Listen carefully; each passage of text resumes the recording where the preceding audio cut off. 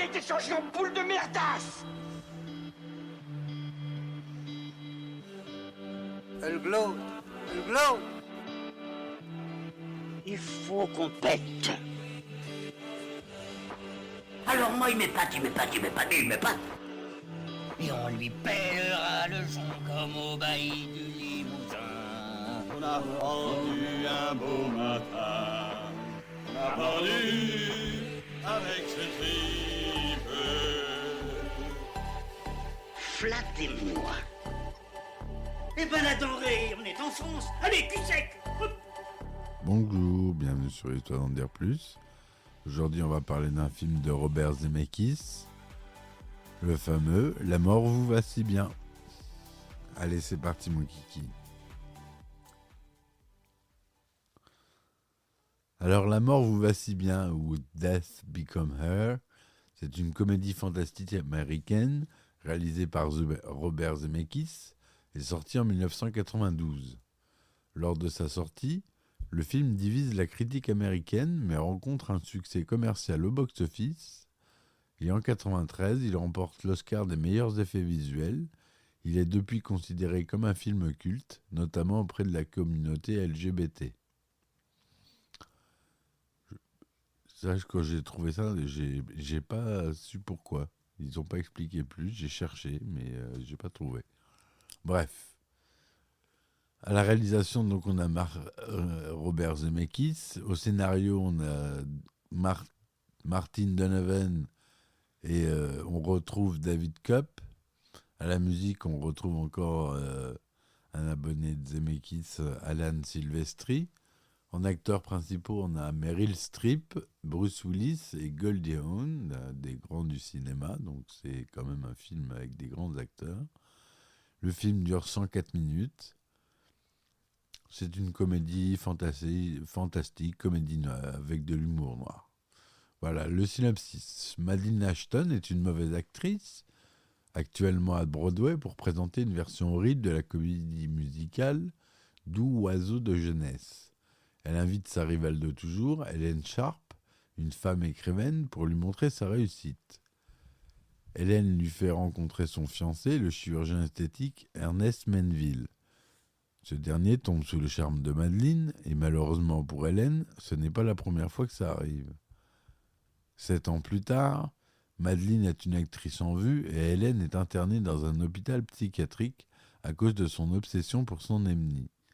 Un jour, elle a l'idée de se venger en se débarrassant de Madeleine. Encore 7 ans plus tard, la carrière de Madeleine est en chute libre et elle n'accepte pas de vieillir. Ernest est maintenant un thanatopracteur malheureux et alcoolique. Hélène fait alors son retour, méconnaissable et sublime, et tente de reconquérir Ernest. Après avoir été lâchée par son jeune amant, c'est la goutte de trop pour Madeleine qui décide de se rendre chez la mystérieuse Liz Van Ronman, qui lui propose une potion rendant éternelle. Madeleine remarque, subjuguée, que son popotin tout flasque et sa peau fripée redeviennent aussi magnifiques que lorsqu'elle avait 20 ans. Elle se précipite chez elle, folle de joie, mais a immédiatement une altercation avec Ernest qui la pousse dans les escaliers, ce dont apparemment elle meurt. Elle se relève toutefois et se retrouve à l'hôpital, accompagnée par Ernest, dépassée par la situation, où un docteur, horrifié, lui apprend qu'elle est techniquement morte. Après quelques péripéties, Ernest et Madeleine finissent par rentrer chez eux. Ernest tombe alors sur Hélène qui avait tenté de le convaincre de tuer Madeleine. Entendant la conversation, cette dernière, un tantinet contrite, tire sur Hélène avec un fusil à pompe. Mais celle-ci se relève, révélant qu'elle a également bu la potion, la rendant immortelle, tout comme son adversaire. Après un bref combat, les deux cadavres ambulants réalisent qu'elles vont avoir besoin des compétences d'Ernest pour réparer régulièrement leur corps, qui vont peu à peu se décomposer. Elles veulent alors forcer Ernest à boire à son tour la potion, mais l'homme refuse, ayant compris qu'une vie éternelle de misère l'attendait s'il acceptait. Il s'enfuit, abandonnant les deux Maccabées hystériques. 37 ans plus tard, dans une église, se tiennent les funérailles d'Ernest qui a refait sa vie, s'est marié et a fondé une famille. Dans le fond de la salle se tiennent Madeleine et Hélène en piteux état. Lorsqu'elles sortent de l'église, elles tombent comme deux idiotes dans les escaliers et volent littéralement en morceaux. Voilà en gros pour le résumé du film. Vous voyez, donc c'est de l'humour noir pur. Ce qui n'est pas forcément habituel chez Robert Zemeckis, mais ce film lui a très bien rendu honneur, en tout cas pour ça. Donc, on a dit que c'était réalisé par Robert Zemeckis. C'est tourné en couleur. 35 mm, 1,85e, son Dolby SR. Le budget était de 55 millions de dollars, un budget confortable. C'est la société de production Universal Pictures, comme la société de distribution Universal Pictures aux États-Unis et United International Pictures en France. La date de sortie aux États-Unis était au 31 juillet 1992 et le 23 décembre 1992 en France. Meryl Streep joue Madeleine Ashton. Bruce Willis, doublé par Patrick Poivet, son doubleur original, le pauvre qui est décédé depuis. Dr Ernest Menville. Goldie Hawn, qui joue Hélène Sharp. Isabella Rossellini, qui joue Lyle Van Roman. Voilà ce qu'on a comme acteur notable. On a Sidney Pollack qui joue le médecin des urgences, mais il n'est pas crédité. Les effets spéciaux du film ont été considérés comme très réalistes et réalisés par Industrial Light and Magic, la société de George Lucas, dont on a déjà parlé plusieurs fois. Il était complexe sur le plan technique et considéré comme une avancée majeure en matière d'effets réalisés par ordinateur. C'est le premier film à utiliser des textures de peau générées par ordinateur, notamment dans la scène où Madeleine remet son cou en place après avoir été frappée par Hélène avec une pelle. Pour la scène où son corps et sa tête se retrouvent dans le mauvais sens, plusieurs technologies ont été utilisées.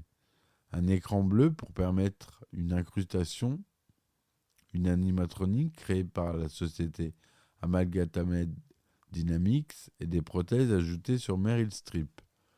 De nombreuses techniques utilisées par Industrial Light and Magic dans le film furent ensuite réutilisées dans Jurassic Park, également produit par Universal Pictures l'année suivante. Les deux films partagent d'ailleurs le même directeur de la photographie, Dean Cundey, et le même chef décorateur, Rick Carter, le fameux. Quelques incidents se sont produits au cours du tournage. Les films avec autant d'effets étant peu courants à l'époque, les acteurs n'étaient donc pas forcément habitués à jouer sans voir la globalité de la scène. Lors du tournage de la scène avec les pelles, Meryl Streep coupa par accident Goldie Hawn au visage. Meryl Streep dévoila avoir eu beaucoup de mal à travailler sur ce projet.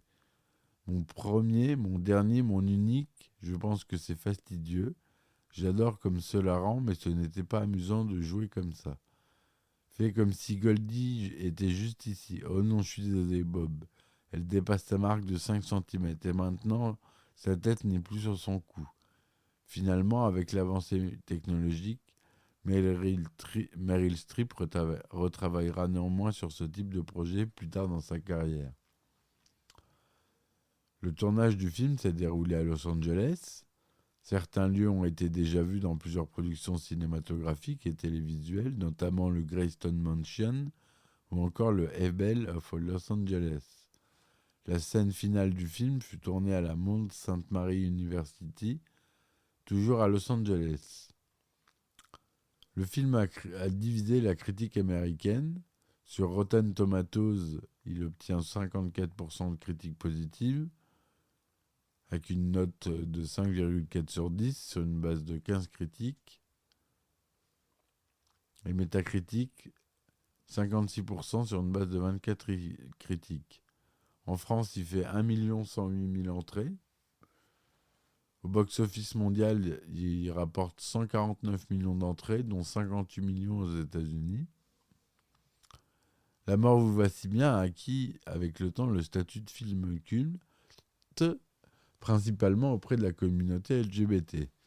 Dans un article du magazine Vanity Fair intitulé La glorieuse après-vie queer de la mort vous va si bien, le film est considéré comme un classique gay culte et une pierre de touche de la communauté queer. Aux États-Unis, notamment lors des mois de fierté, de nombreuses projections du film sont organisées avec des drag queens interprétant Madeline et Helen. Le film a également inspiré l'un des thèmes des épisodes de la 7e saison de l'émission RuPaul Drag Race. Le drag queen Jean Monson a dévoilé que le film a été son inspiration pour devenir drag queen. Elle a également réalisé un spectacle parodique et un documentaire intitulé Drag Become Her. Tom Campbell, producteur délégué de RuPaul Drag Race, a donné son interprétation du succès du film auprès du public gay. Elles se battent pour la beauté, elles sont contre le système, elles sont aussi méchantes, mais nous comprenons leur complexité. Nous sommes derrière ces divas mortes vivantes car elles essaient de gagner un jeu truqué. Et pour reprendre une citation de Ginger Rogers, elles le font à l'envers et en talons hauts. Fin 2007, il est annoncé qu'Universal Theatrical Group développe une adaptation en comédie musicale du film. Lors de l'annonce du projet, on dévoile que Chris Chenoweth a signé pour interpréter Madeline Ashton. Donc, meilleurs effets visuels, Oscar 1993. Le British Academy Film Awards 93 des meilleurs effets visuels. Le Saturn Award 93 des meilleurs effets spéciaux et meilleure actrice dans un second rôle pour Isabella Rossellini. Et nomination pour meilleur acteur pour Bruce Willis, meilleure actrice pour Meryl Streep, etc., etc. Voilà ce que je voulais vous dire sur ce film qui mérite d'être vu et revu et faire partie de votre vidéothèque. Je vous le conseille. Voilà. N'hésitez pas à participer à la vie du podcast en laissant des commentaires, des likes. Et s'il vous plaît, si vous pouvez contribuer à votre manière, comme vous pouvez bien sûr, vous avez mon Ulule. Vous allez sur Ulule et vous tapez Histoire d'en dire plus. Et voilà. Je vous remercie, je vous dis bonne soirée. À bientôt pour un nouvel épisode. Ciao, ciao. Il a été changé en boule de merdasse. Elle glow. Elle glow. Il faut qu'on pète. Alors moi, il m'épate. Et on lui pèlera le son comme au bailli du Limousin. On a rendu un beau matin, on a pendu avec ce tripe. Flattez-moi. Eh ben la denrée, on est en France. Allez, cul sec.